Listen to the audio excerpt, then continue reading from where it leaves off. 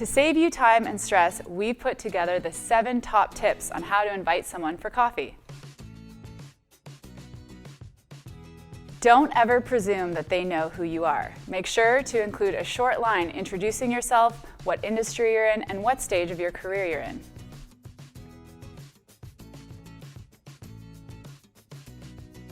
Networking is a process. Meaningful work relationships are built on trust and respect, which takes time.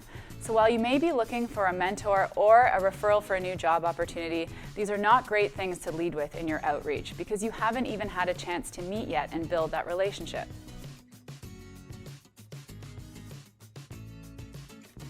At this stage in building the relationship, asking to hear about the other person's story or get advice about their industry is a great way to reach out. You might want more than this, but this is not the time to ask. People like to feel valued and that they have something to share, rather than just being a ladder for you to get ahead.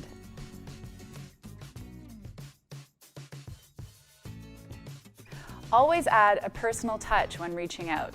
This is a great opportunity to share a little bit about yourself, but to also reinforce a shared interest or a shared connection between the two of you. To understand what kind of value you can add, you must first put yourself in the other person's shoes.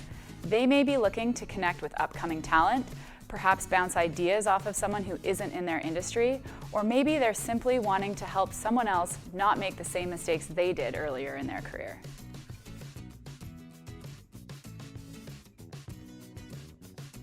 You want to make it as easy as possible for the other person to say yes, and provide a few options of date and times that work for a coffee chat in the next few weeks.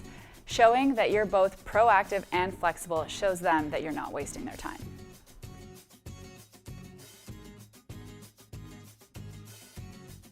Most people receive hundreds of emails a week, and it's likely that they're checking your messages on the go in between meetings. So make sure you give them all the information they need, but keep it short and to the point. We hope that these tips help you reach out to your latest 10,000 Coffees introduction today.